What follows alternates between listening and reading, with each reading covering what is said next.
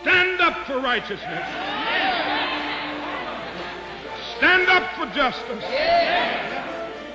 Stand up for truth. I truly believe that thoughts are the greatest vehicle to change. We do not care whether the cat is black or white, as long as it can catch mice. We choose to go to the moon in this decade and do the other things, not because they are easy, but because they are hard. Victory in spite of all terror. Victory however long and hard the road may be. To those waiting with bated breath for that favorite media catchphrase, the U-turn, I have only one thing to say. U-turn if you want to. The ladies not for turning. I don't write about presidents and generals. I write about the man who was ranching, the man who was mining, the man who was opening up the country, is a quote by American novelist and short story writer Louis L'Amour, well known for his collection of fiction and non-fiction novels about the frontier stories of the American West. I thought it was an apt quote for our guest today, a man who has spent his career traversing the frontiers of the mining industry and charting his course on the global map. Our guest today is Jim Askew, chairman of Syrah Resources, the leading graphite and graphite anode material company outside China, and also of Robex Resources, a miner and project developer in West Africa.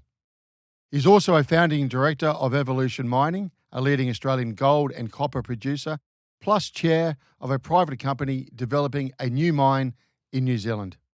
Jim has also served as an NED chair and chief executive officer on the boards of public companies listed in Canada, United States, United Kingdom, Hong Kong, New Zealand, and Australia, with exposure to precious and base metals, uranium, iron ore, and critical minerals across all major continents. For the last 30 years, he's been based in Denver, Colorado. Hello and welcome to another episode of No Limitations, a show where we speak to elite world-class performing men and women and unlock the secrets and influences that have shaped their destinies and that you could apply to your own life. For our first-time listeners from all over the world, please don't forget to follow on your preferred podcast platform and share with your friends and colleagues. And for our listeners in Africa, North America, and the Philippines, a big hello.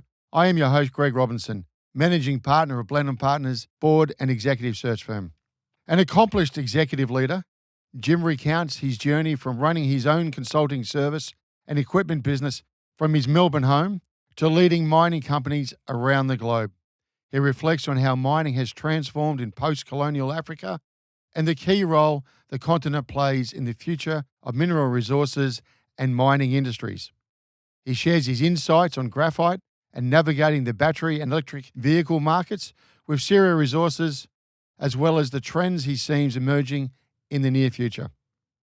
Turning to Australia, Jim assesses the challenges facing the nation and its standing in the resources supply chain, the ongoing cost of living crisis, the disconnect between the mining industry and our political leadership, and what needs to change to provide a better future for the next generation. Finally, Jim outlines his philosophy on leadership, what he looks for in building a winning team, and how it is critical for board members and senior executives to remain motivated and engaged in the ongoing success of the company, as well as the importance of change management as these companies grow and diversify. So sit back and enjoy. No passengers on boards. Jim, welcome to the show. Thanks, Greg. Great to be here.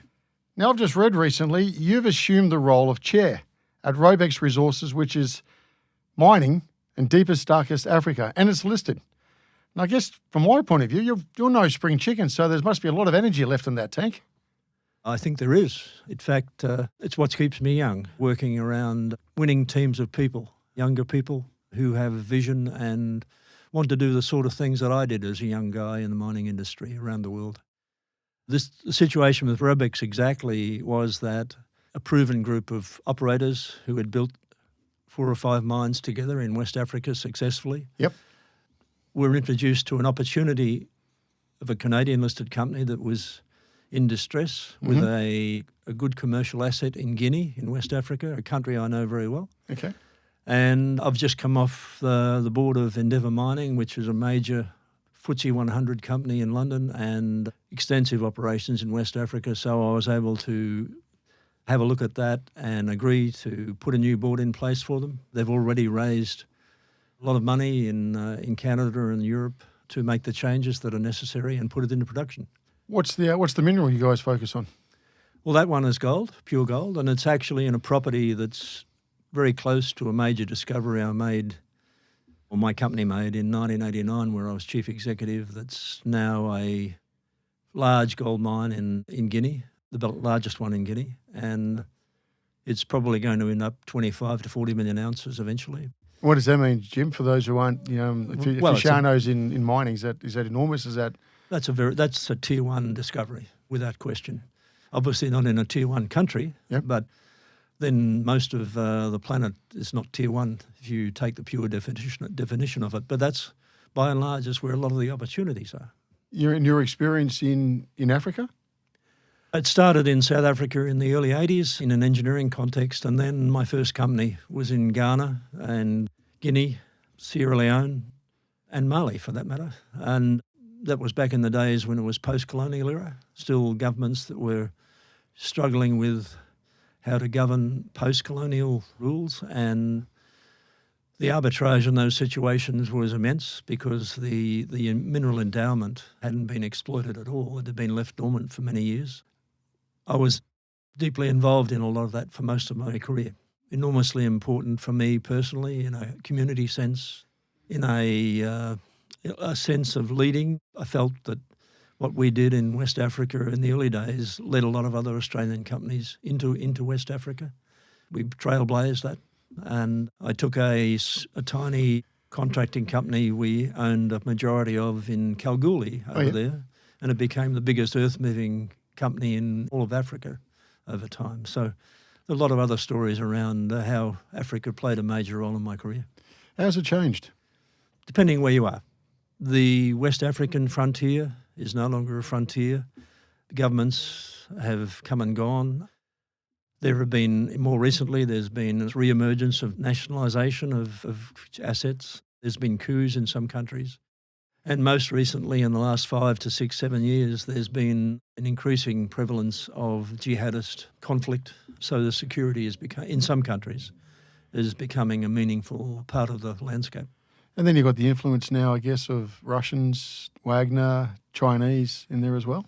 Certainly Chinese. Russian impact is dependent on the country, but it's back now in a couple of places that I'm involved. But certainly China everywhere, no question of that. And so the colonials like the French, the British and the Americans, the Dutch, have all lost their opportunity, have they, in Africa, or what lies ahead?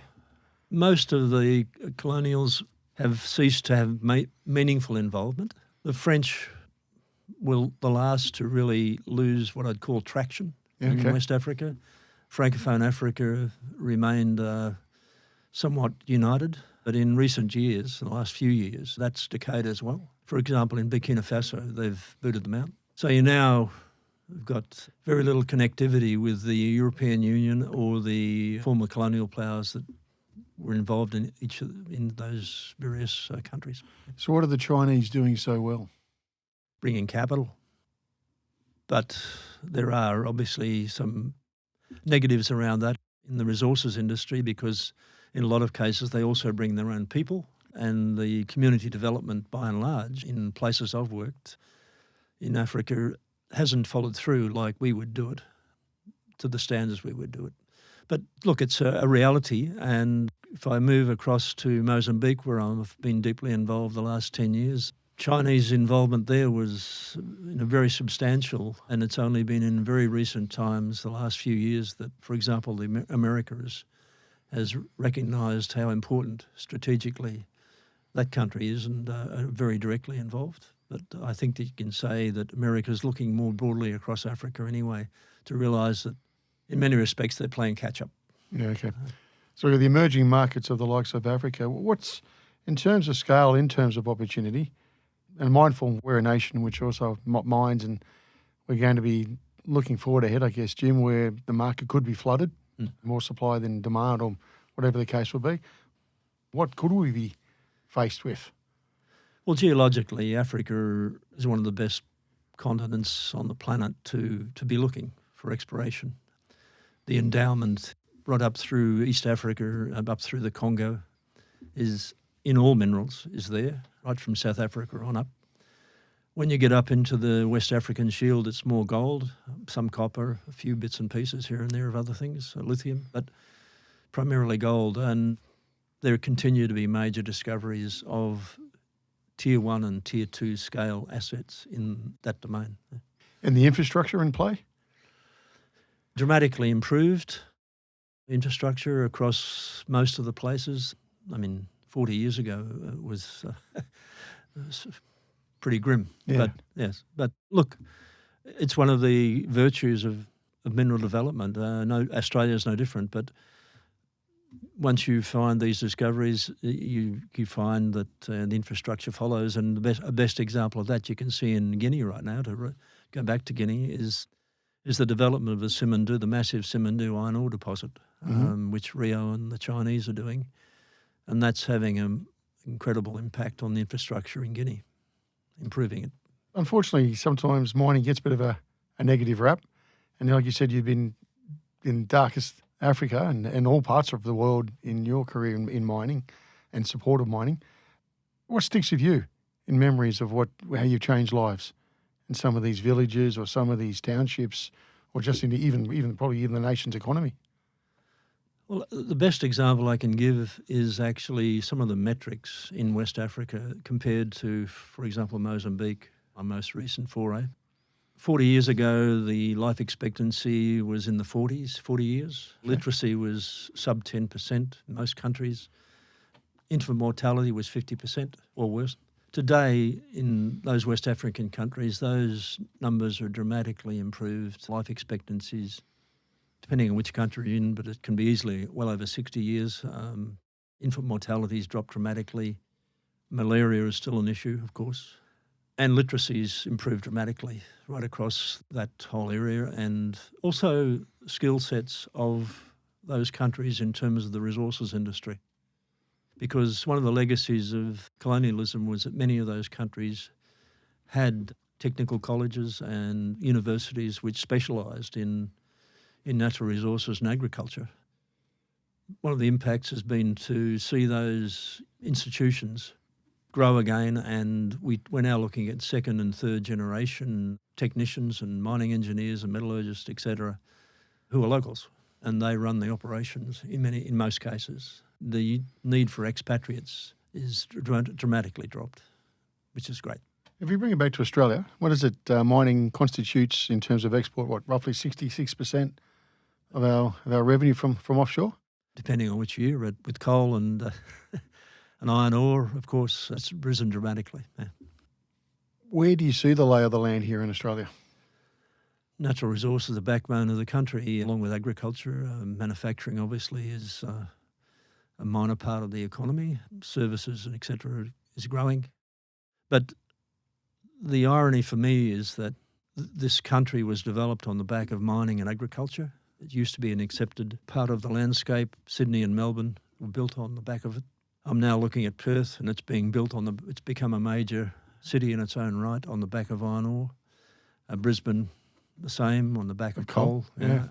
So we seem to lose sight of that in our urban environments, that there's a real benefit in what we do. To expect that we should be given accolades about it, I think is a silly idea. We have to accept that socially it's an industry that's always going to be viewed somewhat negatively, in the sense, not in my backyard. And you're seeing that now with climate change and wind farms and all the other renewable energy activities that are going on.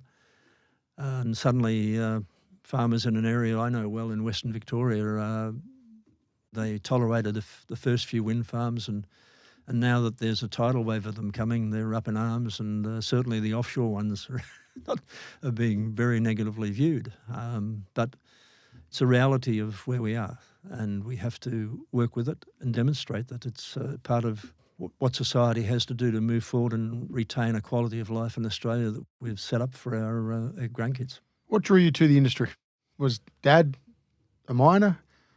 No, I grew up on a sawmill on the western side of the Otways. I gravitated into a farm and earth moving, and I wanted to be a mathematician and a vet surgeon. Neither have those happened, so I gravitated into mining, and I've never regretted it. It's been a wonderful career, with enormous reward. Who took you on the wings? Nobody. I really didn't have a mentor in any of that, just followed my nose. But I think anybody who grows up in a demanding and tough farming environment where it's a matter of feeding your family and survival, it gives you humility and a way of respecting and dealing with people that I think is invaluable, certainly in my industry. And I think it's been truly invaluable when I reflect on the way that I've worked in many other countries, because I feel Australians in general don't carry colonial baggage with us. We were the actual rejects. And when we go into these countries, we're not lecturing from a position of former colonial greatness. We tend to deal with people with total equanimity and fairness. And I think singling out once again Africa, I think that's been has been an enormous advantage because Australians, junior companies and larger, have changed the landscape of mining in Africa in the last 30, 40 years. Okay, now look, I'm going back a little bit. So you did a bachelor's degree in mining at the University of Melbourne. Yep. You studied a master's in mining and science. Yep. All right, well, what was the first role? Was in Broken Hill in technology, rock mechanics and mining technology. And I was there for nearly 5 years and offered the role of to move into the management stream and into production. And I chose to work on my craft of being a better mining engineer technically, to get broader experience of troubleshooting, which I really found very interesting. And so I left and joined an international consulting group who put me on a plane. I'd never been on a plane before when I was 28, and I haven't been off a plane since. But that gave me perspective from the technology point of view. But what I found, because I then gravitated a couple of years later into forming my own engineering group. I'll ask you about that. Was that instead of focusing entirely on the technology and the rock mechanics, which was fascinating in its own way, a more holistic solution, including ore reserves and management, and how you communicated amongst a group of people to really create great operating teams. I had no management theory on that, but that struck me as the thing that was missing in a lot of the operations that I would visit. So you're going more as a specialist on a technical expertise as opposed to... Initially I was, Yeah. But then I just saw that there was a lot more to be done. And what I found myself doing was sitting with managers and senior executives in mines and really sharing experiences. And what I found was the master marketing tool for me in creating that business, because I never did any marketing, was to basically tell people what the solution was without them needing to pay me anything. Just go away and think about this, this and this. And then when they had a real problem, they would come back. And so we grew the business quickly. I had no vision of what it was going to do. Well, hold it. Before we do that, so what? So you left that first consultancy role at the age of 30, 31? I joined that international group in my late 20s, and I started James Askew, now AMC, in 32, 31, somewhere there. Yeah. All right, so you're a young man. Yeah. You're setting up your own business. You got much money in the pocket? I had some because I'd started an instrument business on the side. Okay. So you're just an entrepreneur all the way through, are you? It would seem so on reflection. But no, I had an instrument business. We developed technology with CSIRO in stress measurement, and I built a business around that on the side. I had a factory in my backyard, and then when I moved to Melbourne, I had a separate little factory, and that provided me with some momentum financially, but I had a young family as well. But I didn't have a mortgage, which helped. Okay. So what was the focus for James Askew Associates? It was to provide a holistic service from ore reserves through to economics into the mill. And ironically, in by and large, that the AMC still seems to focus in that specific area. We did feasibility studies. Obviously, we brought in other expertise to do that. And I did a little bit of work with junior mining companies who wanted to go public or had become public and got in trouble. And that gave me a look over the transom in terms of how you start a mining company. The fact that actually it seemed like it wasn't that difficult if you had the right ideas. So I asked my partners at James Askew to give me some leeway to put together some assets, which I did, and then I gave them the business and I started my first mining company. And I raised $30 million between 12 o'clock and 3 o'clock one afternoon. A prominent industrialist backed me, and I got a call from the stockbroker who raised the money. It wasn't a lot of money, but it was 30 or 40 million, I forget exactly. And he said to me, "How much brokerage am I going to get paid for this?" And I said, "What do you think?" And he said, "Well, it's normally this, this and this." And I said, "Well, actually, it needs to be the rate of my major shareholder, doesn't it?" And he said, "Really?" I said, "Well, yes." It turned out that I did that raising for 1 3/4%. So that set the bar. I've never done any. I've raised many billions of dollars since then and never got near that number. What's the art of raising? Trust and people and return on to investors. Well, why was I trusting you at that humility. time? Why was I trusting you at that time? You hadn't done it before. You got a plan. You got a couple of partners. I had assets, and I had a clear view of where we were taking the company. One of the mistakes that I made in that first company called Golden Shamrock, which lasted 10 years, but was that my Rio or CRA heritage had taught me that diversification was a sensible thing to do in a resources company. So as I went along, I owned Cobar Mine, I owned an iron ore mine in Spain, we owned a chunk of the contracting company, we owned a technology company, various other things. And what I learned is that analysts hated it because we weren't as big as BHP and they had to do a lot of work to really analyse who we really were. But by that time, we were international. We were dual listed. I think I was one of the first companies to ever list in Canada as well as Australia. What are you listing as? You're listing as a miner or you're listing as an investment house? No, it's a miner. You're a miner, eh? Very much a miner. But it's a fair comment. We really were a conglomerate, but a junior conglomerate. It's interesting to watch now MinRes, who on a much bigger scale is pretty much doing some of the things that we were doing. But that first company, I used to have to take an atlas to investor meetings. There weren't any iPads, and people just didn't know where these countries were. And so, but quickly I had to address an international investment community. I moved to London in 1989 because the British told me that they understood Africa and they'd finance my major discoveries there. That proves to be false. Oh, really? So I finished up moving to Denver in 93 when a uranium baron took major shareholding in my company and got me, and he asked me to run a lot of his other assets that he had, which really broadened my horizon dramatically. So, yeah, that's how I ended up still being resident today in Colorado. Yeah. So what's the key skills you think to establish, build, and then run successfully a mine or mining assets? And also, they're not in from your backyard either. No, well, you've got to have money and you've got to have the right people. So what do you look for in people? You're building the team. People smarter than me. Do you deliberately do that? I look through the people to what they can bring to the table. I don't mean that in a negative way. I look for the quality of people and their integrity and their vision and their capacity to work as hard as I do, which sometimes is a problem.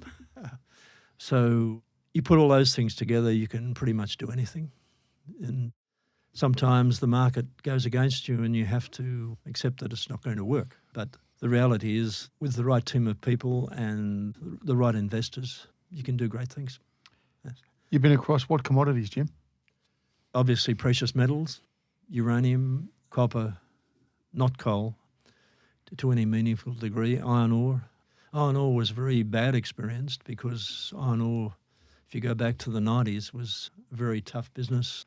And it wasn't until, of course, we had the China boom that iron ore was something that you really should be in. And ironically, on that note, the Guinea government offered me Simandou when I had Shamrock. They knew about the massive iron ore deposit there. Of course, it was way too big for a company of our size, but we were already in iron ore miners in Spain, so it was a logical question to consider, and we did. The infrastructure requirements for that project, that alone, was just impossible to address. Stakeholder management. So you're obviously dealing with the pollies, the ministers. Well, there's two obviously stakeholders at all these government levels. I've found generally it's been quite okay. It takes time though. Obviously, if you're not prepared to cut corners, which we never have in any of my businesses, it does take longer to get things done. But I do want to comment perhaps in a different way to your question, because investors I've found to be, a lot of CEOs find that dealing with investors is a miserable part of their career to some degree because it's never ending. They mightn't share your view or your vision. They might be unhappy about some aspects of your business. Usually it can be a tiny part of your business, but they'll focus on that when there's a lot of other good things happening. But I've found some of my very best ideas to come from great relationships with investors. In fact, I've found I love to test strategy with the right investors. Usually they're fund managers or major personal investors, but you can often get more feedback and more market sensitivity from their feedback than you can from your own board, reflected on my CEO career. And that does raise a point that I think I would like to draw out here. I find it interesting because I've been on a lot of boards, I've been chair of a lot of things. I find it's really important that I make the effort to continue to remain in contact with the street, with what investors are thinking.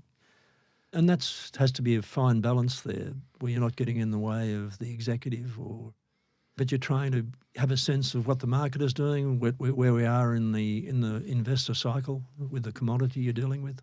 And I think that's part of being a good director in our business, is to make that extra effort to be in touch with the street. And I continue to do that even today. Was it hard to make the change from being a CEO to go into that boardroom and let go of the reins? No, it's not at all. In fact, boards don't manage companies. We are a resource to managers. Obviously, we're there for governance, we're there for stakeholders, but we're also there as a resource to management teams. But we're not managers. And that's one of the things that being a chair in a lot of different situations, I've found to occasionally gets a bit blurred. To be assertive about the fact that we've got to get our nose out of the day to day and focus on the big issues and the strategy and the governance, etc. So, what's been under your leadership, Jim? What's been some of the more challenging mines or investments you've had to work through? How long have you got? Look. Like, they always tough, or were they slam dunk win, or?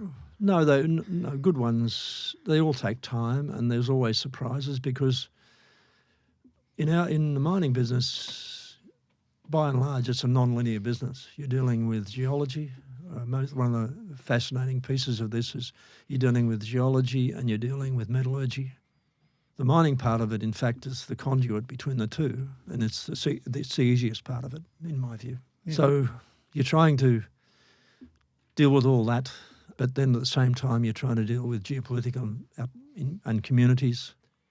Obviously, through my career, permitting has moved from being something that you did and got done, and you did it properly, but now the time it takes to do that is much, much greater. So the barrier to entry of developing new assets is a real challenge. But one of the hardest ones for me was Didipio in the Philippines. Oh, yeah. There was a copper gold mine, or it is a copper gold mine. It was in a junior Sydney company. Marcos in the late 90s tore up the Mining Act, so you couldn't build anything. I was asked to do something with it, and we spent 3 years getting the Supreme Court to reinstate the Mining Act. We led that charge, and when we got it done, we then married that wonderful mining asset into Oceana Gold, and I became chair of Oceana Gold for 12 years. But Ndidipio is Pretty good success story, isn't it? it's a good success story, but also just working in the Philippines once you got past that initial challenge was just an outstanding experience. They're wonderful people. You've also, I guess, been a pioneer in the sense you've had pretty good exposure in China, haven't you? Once again, This is pioneer stuff, isn't it? well, it wasn't me. I had a close look at China in the early 90s and it was too early, but a couple of guys out of Macquarie Bank, Nick Curtis and Jake Klein, were involved in China with Macquarie, and they decided to float a company in the 2001 in building gold mines in China, which was a rather interesting idea. Is there a lot of gold in China? China's the biggest gold producer in the world. So we floated a company here in Australia with a little gold mine to start, a little very small underground mine. Which one? What was the company? This is called Sino Gold. Yep. Right. So we then went and set about developing other mines, and by 2000, in about 3 years later, Nick stepped down and I took over as chairman, and together with Jake we built two other mines and a major discovery in Heilongjiang province. And in 2009, the Chinese capital markets had become the only markets left in the world after the GFC. We'd been very successful in what we'd done, and the Chinese didn't want us there anymore. We were a burr under their saddle, so to speak, in my view. And so we sold the company to Eldorado, a Canadian company, which I then moved across to briefly. But it was the right decision. It was a window of opportunity, and we called it sweet torture, what we did there. It was being involved intimately in that country through that period when there was such massive change. You couldn't write a book about that, about how all the stories of places we did and what we did and how we did it.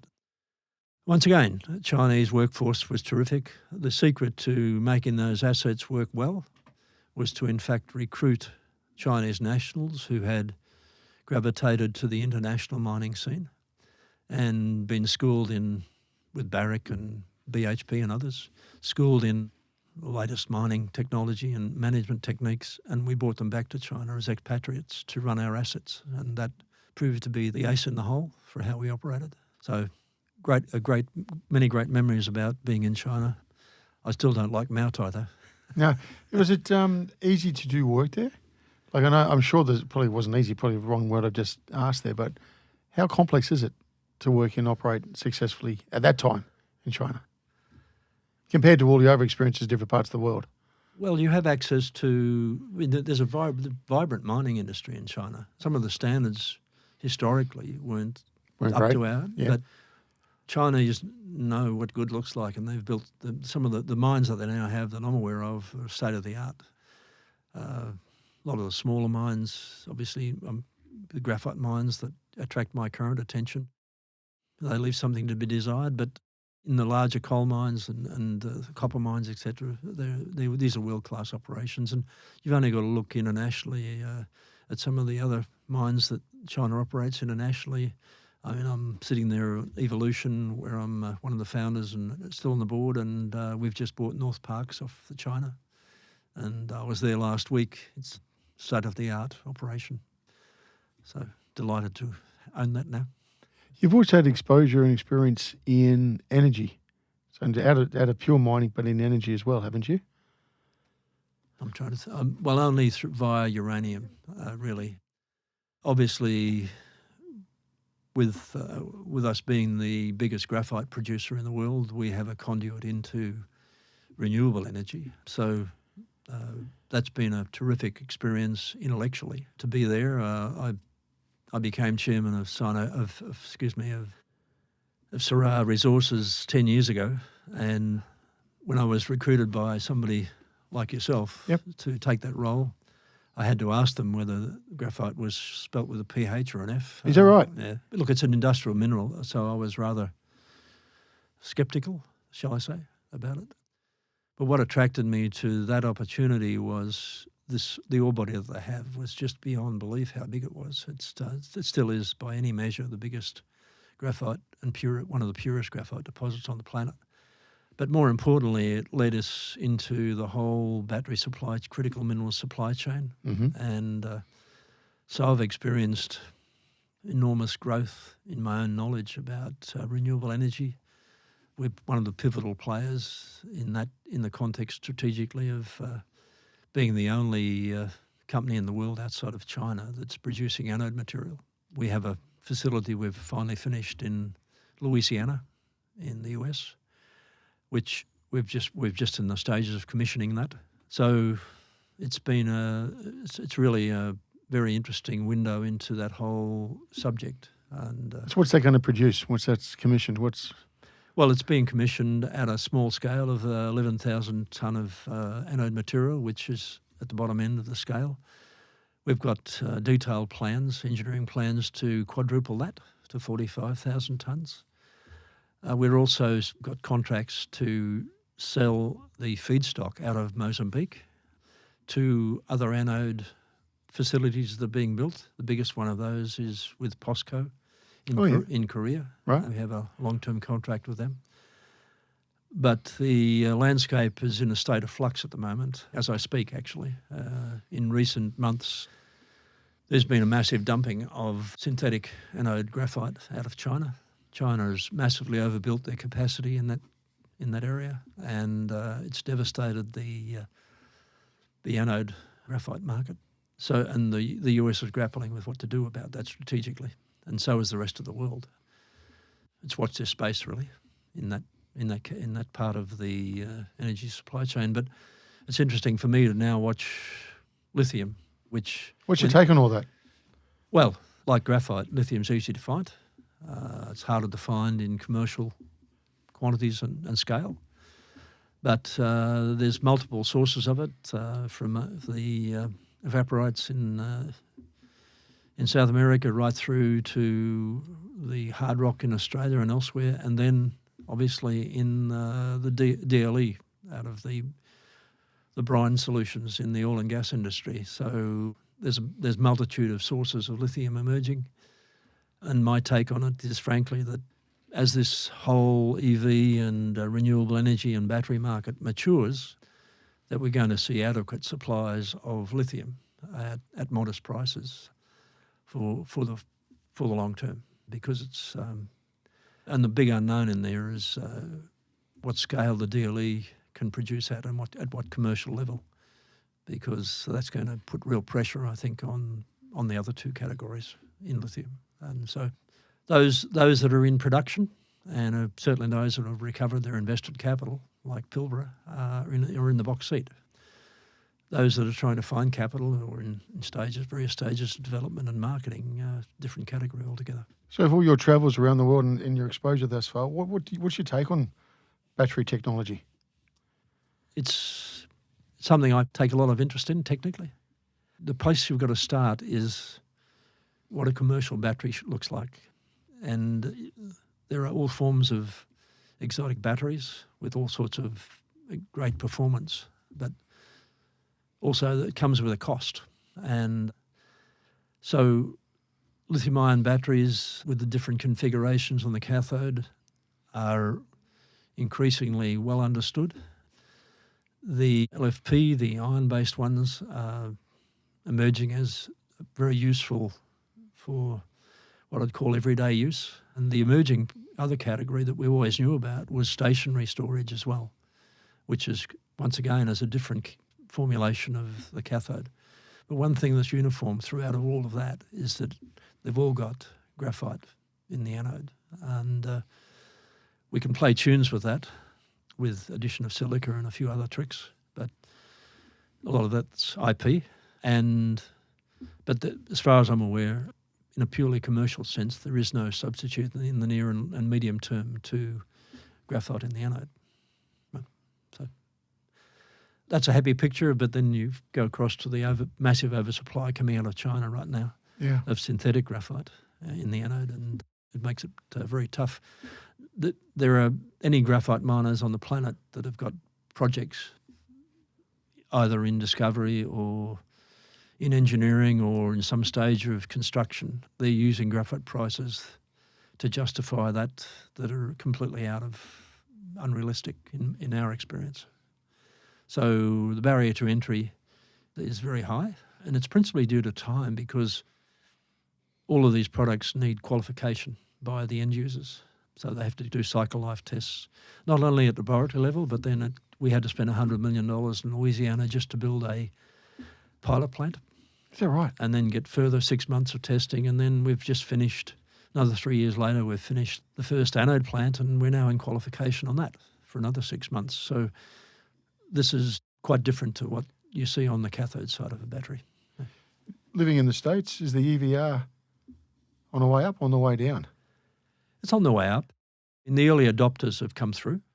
It's going to be interesting to see what happens after the next election. But look, there's no going back. You've seen massive investment from all of the major OEMs. You've got battery plants of various configurations being built by OEMs and Tesla and battery makers out of Asia as well. So, but it's a maturing market. So the boom times in terms of a ski jump or a curve or a hockey stick curve, I think we've always been conservative at Syrah about what that growth might look like. And I think that's proving to be the case. It's going to now be government policy, which primarily drives the adoption or otherwise, or in growth of EV adoption. But like I say, there is continuing significant growth in stationary batteries for grid storage and peak storage. So that was always going to come, and I think increasingly as we move down this climate change curve of alternative forms of energy and how we store them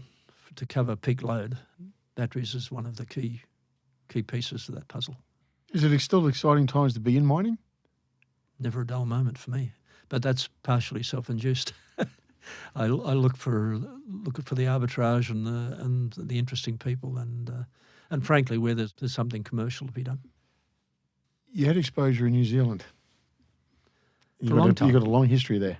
From 1978 in engineering, in mining engineering, but then with OceanaGold for 12 years, and then more recently since 2019, developing a high-grade underground mine privately on the South Island on the west coast, where by the end of this year we will spend 150 million Australian there.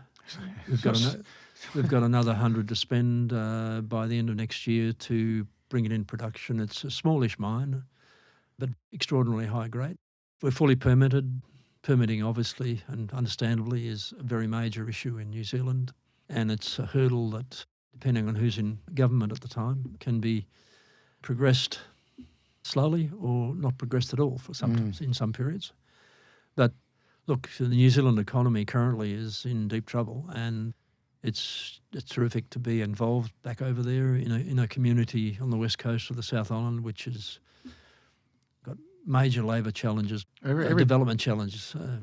Every businessman I'm speaking to in New Zealand has almost said they've gone back 5 years or longer, which is a real concern. They probably have got more visibility in a commercial across the broader landscape than I do. But look, speaking generally of people there, the cost of living is through the roof, the very major public housing challenges, a lot of promises made with the last government that weren't fulfilled. Yep.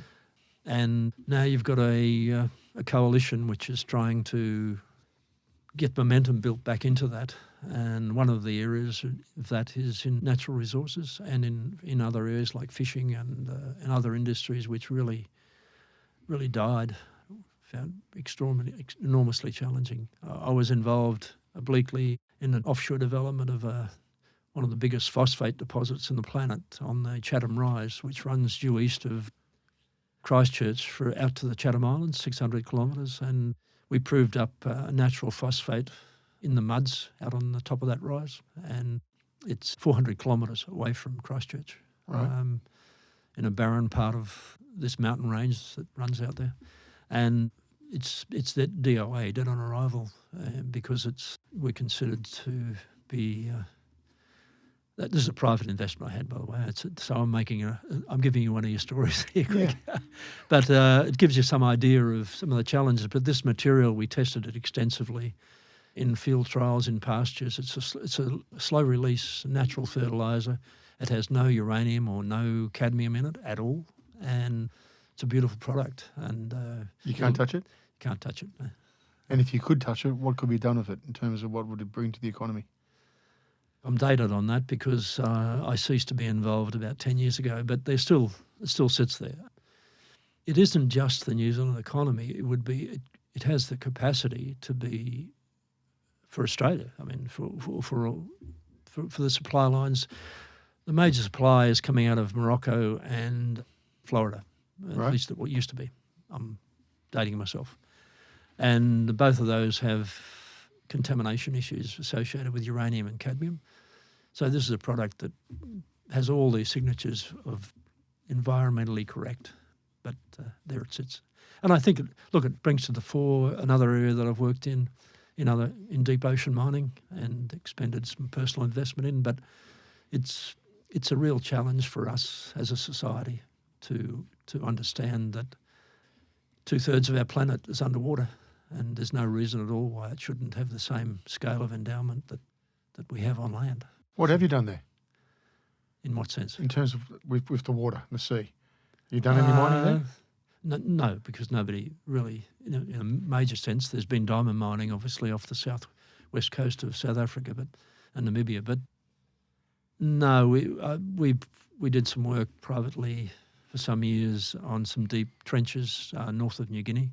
Okay. It wasn't Nautilus, but it was a private company that we were doing work that I was financing, looking at smokers, deep sea smokers. What's that? What does that mean? It means you've got active volcanoes that are precipitating mostly precious metals and base metals. Yeah, okay. 3,000 metres depth, that sort of range. Was it successful, or was it No, it was an adventure? It was a learning venture. What was it? It was another one of my follies, Greg. How long have you got? Well, that's part of the DNA, isn't it? It is. It's part of pushing it. It's looking at what makes sense, what this planet needs, where you can make a difference. Yeah. Trouble is, I'm sometimes ahead of the curve. No, well, being ahead of the curve, what do you foresee? You can't address mining without having a broader discussion about global trade and where we are on that journey. We obviously, with the impact of Australia, it was a major leader in developing a world trade, WTO. But as we're seeing in recent years, that lose momentum and a lot more resource nationalism develop. It's going to be a challenging period, I think, to see how we strike a balance on all that. So, because what China has proven, and China's massive demand has proven, is that if you put a spike into the demand chain that wasn't anticipated, it completely distorts any business models that people were running on. I mean, we're now in hindsight on that, but to a large degree. And now it's going to be, well, what does a maturing society in China, and then what happens in India? Well, I was going to say, that's the next. You're getting out of my scale here, Yeah. But look, it's a fascinating area. It really is. And then you overprint that with, we try and model in terms of critical minerals demand, and which commodities are going to be so-called critical minerals. Yep. And then I segue across to Australia, where I'm watching with some bemusement our government here focused on critical minerals when really we don't have any here. What we're doing is we've got critical minerals that other countries need, our allies in particular. And so we're now looking to potentially, if it suits the election process, divert taxpayers' dollars to developing assets for other countries' critical minerals demands. It gets more complex argument over time, but we're fortunate in Australia we have all the minerals we need for our own domestic consumption in a security sense. Yeah, what's the trick we're missing here? Well, I think the Australian resources industry is trying to get government support in areas which. And why isn't government come into play? What's the concern? In what sense? Well, as you say, we're sitting on the minerals. We've got the demand there from our allies. Yes, but I think I'm on the other side of that discussion. I think because, for example, take nickel, which I'm very familiar with. Yep. It's a very volatile commodity. There's been a distortion in recent years. But huge demand. There's good demand and there's a lot of projected growth for cathodes on batteries, but there's emerging technologies which use a lot less nickel as well, particularly LFP. And so that demand cycle for nickel perhaps isn't quite as robust as others might project, in my view. I don't have hard data on that, but what's happened, of course, is that the facilities have been built in Indonesia and now China's deeply involved in that as well. And it's no longer just nickel units for the stainless steel industry in China, but it's actually producing nickel salts. And so that's eating straight into the nickel sulfide demand. Should we be bailing out our nickel industry here because of a supply-demand dynamic that was pretty obvious to anybody who's paying attention? Because it's not as though nickel pig iron units are new on the block. When I was deeply involved in the Philippines, there was an enormous amount of laterite mining going on in the Philippines. So most of it, or some of it certainly, you wouldn't call it world best practice at all, the way it was being done, and shipped offshore and mostly going to China at that time, but now Indonesia, of course.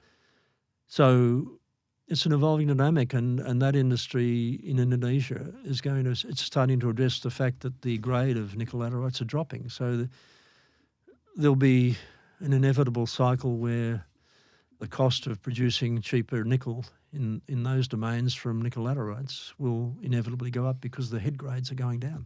Okay. So I consider myself a skeptic around why Australia should be launching into that area of support. Now, where they could support the industry is by working on why, for example, we'd never considered putting our anode plant in Australia. The cost of energy was one key aspect. Unless and until Australia can develop a coherent and long-term energy policy that fits with the fact that we export our energy all over the planet and then have some of the highest power costs on the planet at home. So our standard of living... Oh, you like gas/LPG you're talking about? Gas, coal, both. Yep. I mean, good coal that we have, but particularly gas. As long as we continue to do that, we're trading our own natural resources to re-import products that are made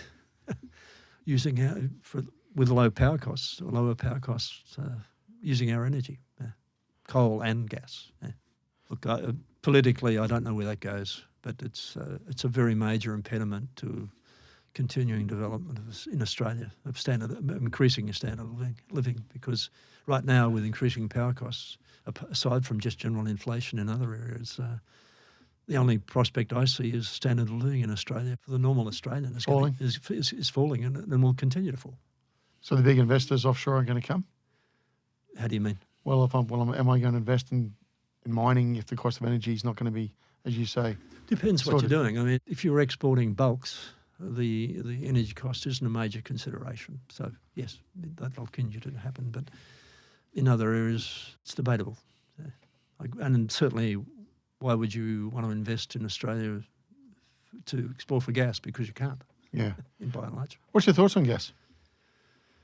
Look, it's a great transition energy source.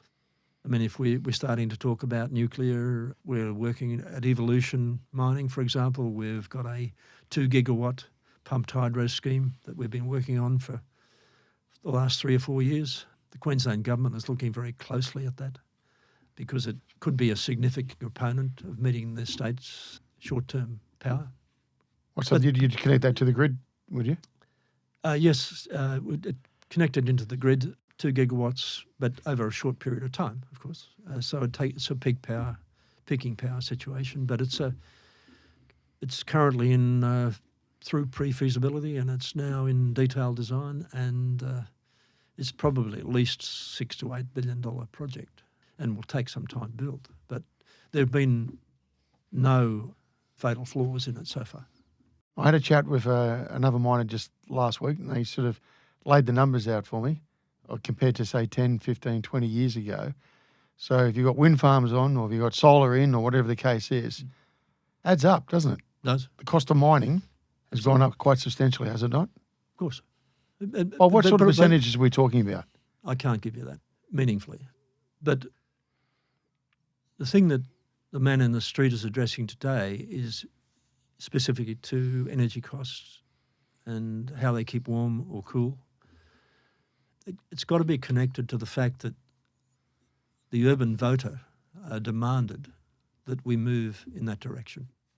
You can't dislocate the two. You can't say, on one hand, I want this to happen, and on the other hand, gee whiz, power is costing me 2 or 3 times what I paid for 5 or 10 years ago. Yep.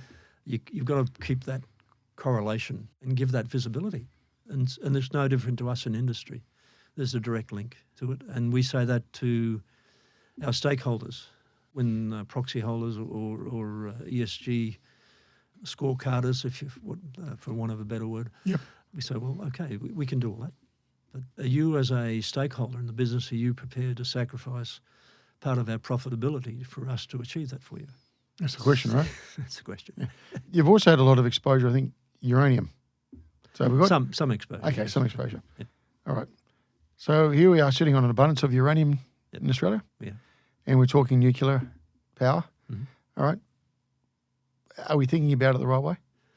I think the fact that it's because the debate seems to be pretty unusual to watch.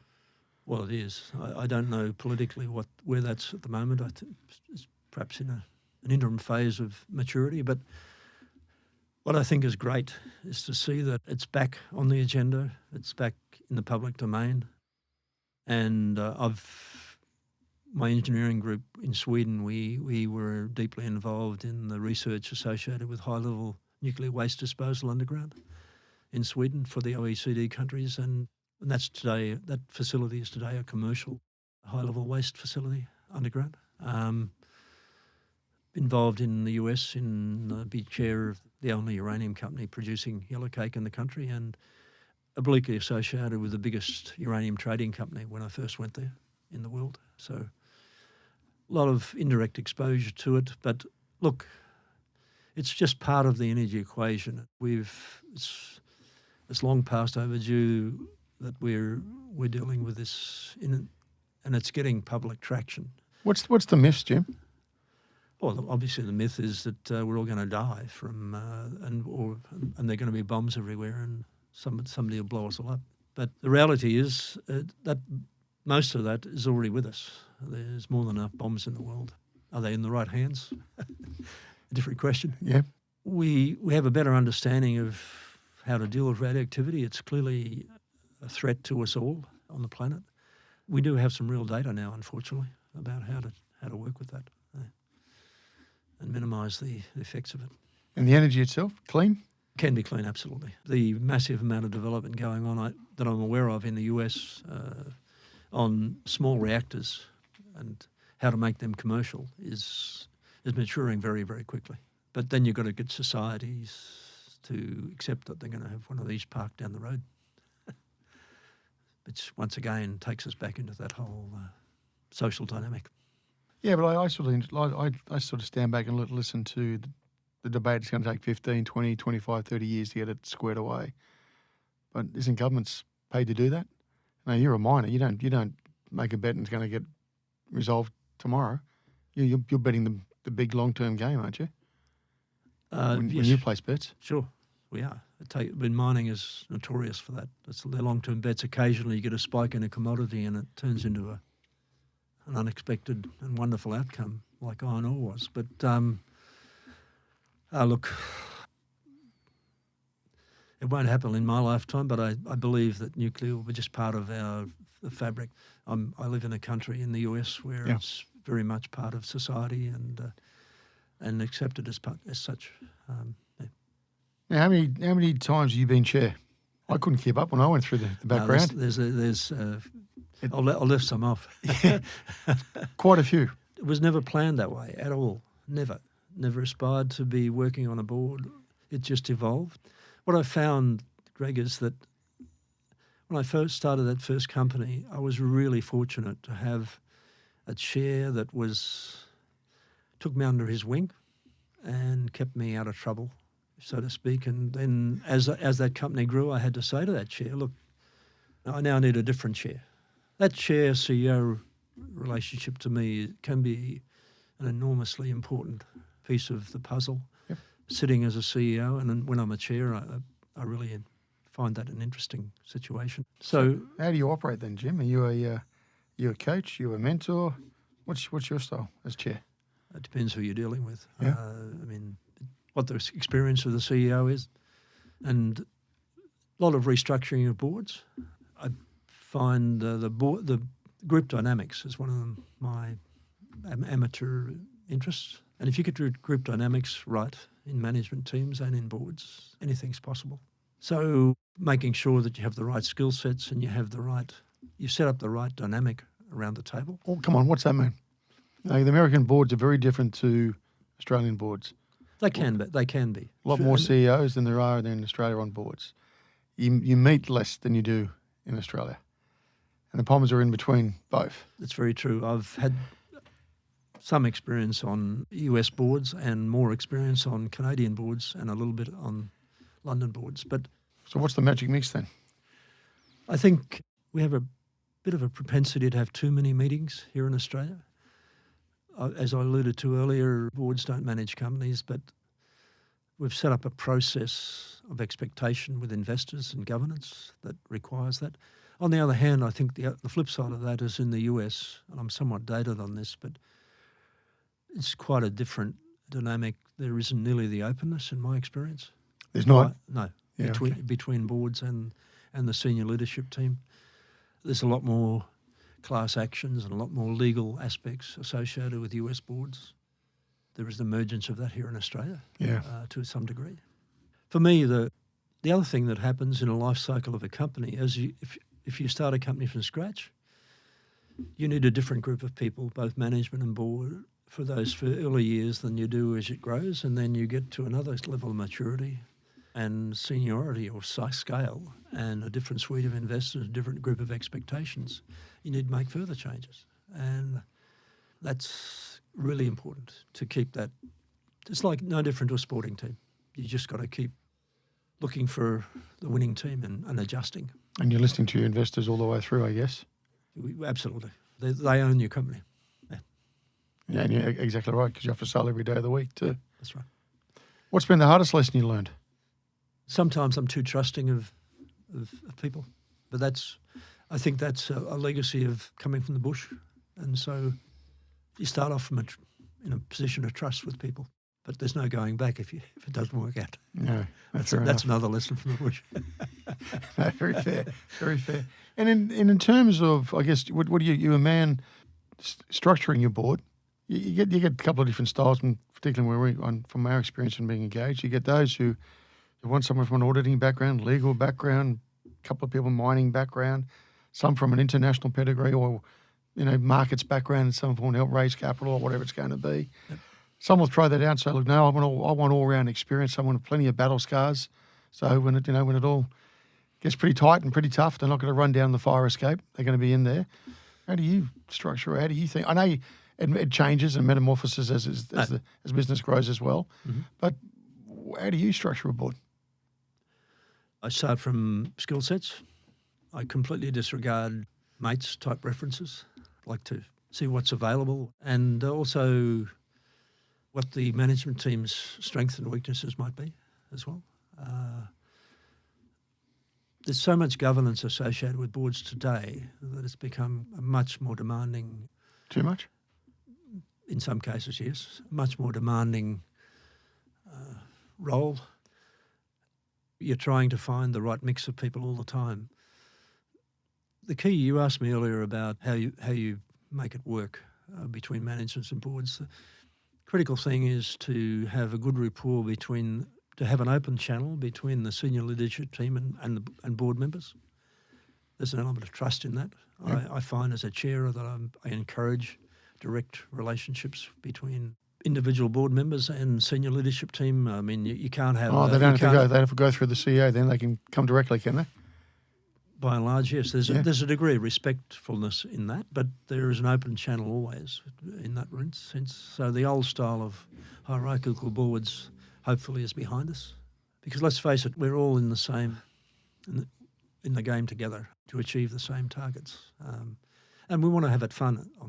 The key is we're going to make it an enjoyable experience. I refuse to get involved in boards and management teams where it is not an enjoyable experience and where you're not learning, where you're not making a difference. No passengers on boards. What about skin in the game? Skin in the game is essential. For all directors? Yes. Okay, so you don't. So there's others out there saying, "Oh no, I'm truly independent. I'm not going to have too much skin in the game." Oh, too much. Well, there's a degree. You say too much. Look. Well, what's reasonable? You think? I don't think you can be that prescriptive about it because let me give you an example. If you were starting an IPO, you have the opportunity to so-called get a skin in the game at an entry level. Yep. If you're building a board or modifying a board that's in an established company, next scale up, it's a lot harder to get skin in the game. But I think there's a balance developing. I'm finding where, well, firstly, stakeholders by and large. There's a couple of exceptions with proxy holders here in Australia, but they're minor, where they think there's a conflict of interest if you own shares. I think it's to have shareholders and board members aligned. Now, the exception, of course, is where you've got board members that are major shareholders. And I've been in a couple of situations where the major shareholders said this is what's going to happen, and sitting as a board member representing all shareholders, you say, well, actually, no. Yeah. So there is a process for dealing with that, and it's workable. What I'm finding is that increasingly there's a willingness for institutional shareholders to recognise that for board members, you can put in place vesting programs that see them equity vest. You can have salary sacrifice type structures. You've got to be careful because you can run afoul of tax provisions there. Unless you own the shares outright and can sell them, it's debatable whether you're in a taxable situation, but that can distort that discussion a little bit. But I'm all for boards earning over periods of time significant, meaning 2 or 3 or 4 times their annual stipend. Yeah, okay. At least, and for that to be vested such that when they exit the board, it vests at that point. And firing the CEO, that's what you're all paid to do. Not easy. It's not easy, but what I have learned, and it just goes for not just the CEO, but modifying boards or, in my own case, modifying management teams when I've been a CEO, the lesson I've had to learn, because it's not in my nature, is to have much shorter duration timeframes for when people aren't performing and don't demonstrate that they have the desire to learn how to perform. Yeah. We don't have the time and it's very dispiriting for others who are working their tails off to make success of businesses, to have weight in the saddlebags where people aren't pulling the weight. By and large, I think CEOs understand when it's time to go. Just like board members, and just like in my own case, I find it's important to remove myself after a period of time. You lose your independence, or lose that? Well, I think you provide. You're a catalyst for the discussion, but fresh catalysts are important, and you find somebody better than you to replace yourself. Make sense? Yeah, it does. Based on going back to our earlier conversation and starting out, actually, when we began this in Africa, and where the world is going, where Africa is going to provide the minerals for the world. Yep. If we're going to roll that forward, say 30 years, Jim, where's Australia going to be? We are heavily reliant as a nation. If you look at the exports on minerals in the commodity market. So where are we going to be? It's a good point. I don't have the resources to make those forecasts, but what's your gut feel? In my judgment, we are going to find ourselves, if you take iron ore out of the equation like it used to be up until 20-some years ago, or you take the incredible returns that coal. Yeah, it was number 2 last year. Yeah. Yeah. It's a different ballgame altogether. And we don't have manufacturing. So in some respects, you can draw a vague parallel to what I see in New Zealand. You're back on your haunches where you're relying on agriculture and tourism. And to be fair, we have a lot to offer in that space. But Yeah, that's not going to give us a good standard of living, is it? well, it's not going to provide the growth of our GDP, which fuels all of that. Yeah, there's not much political mileage in trying to address that. No, short term. US, you live there? Yep. What's happening? What are you seeing? Uh, And what are you anticipating? Oh, wait till next week and I'll tell you. Look, it's a country that's going through some incredible tensions and it's polarised society. It's a great shame. It's a great country. It's got the work ethic. It's fantastic. And yet you've got this polarisation going on in Washington and in society itself. Is it part of a mature, just a natural evolution of a great culture, civilization? It's hard to tell. A lot of these things are self-correcting, but right now we're in no man's land as far as knowing who is going to be the next president and what that next period of leadership will look like. Could be, you don't see, in my view, you don't see the sort of statesmanship behaviour that we saw, like him or hate him, with Barack Obama, who drew the country together to a large degree, or some of the other more recent presidents as well, who've done a pretty good job. Late last year, I happened by accident to visit the library of Ronald Reagan, who was somebody I hadn't really paid much attention to. I thought he was a Hollywood actor who happened in the presidency, like it happened in the Philippines once when I was there. But it wasn't the case at all. This was I'm not making any judgment of what he did, but he was a person who just happened to do a bit of acting on his way to being president, right? And is credited with doing some good and some bad things, but nevertheless was a leader and consultative with both sides of the house. Tried to have some respect for that process. You don't see that. It's not visible right now. What should we be looking at in terms of the power shifts in world trade? You got the Middle East on the rise. You got the Saudis going heavily into Africa. Yeah. You got China in Africa. Okay, a bit of Russia, maybe not as much as I thought. You've told me today. No. What are you seeing there? I can't call it. It's definitely changing. Where does it go? It'll depend a lot on what the EU and the US and others what role they want to play in that. Have they lost their way? Easy to agree with that. Look, I think there's some valiant efforts being made. I'm aware of some of them by the US in playing catch-up. Even in our own modest way, the way we're trying to address developments in the Pacific are a challenge that we can't ignore. Yeah. We have to address it. And even what happens across the Tasman in New Zealand, it's a part of our universe here. Yeah. Well, on that, Jim, I really appreciate you making the time today. Good. Thank you very much. Thanks, Greg. You've been listening to No Limitations.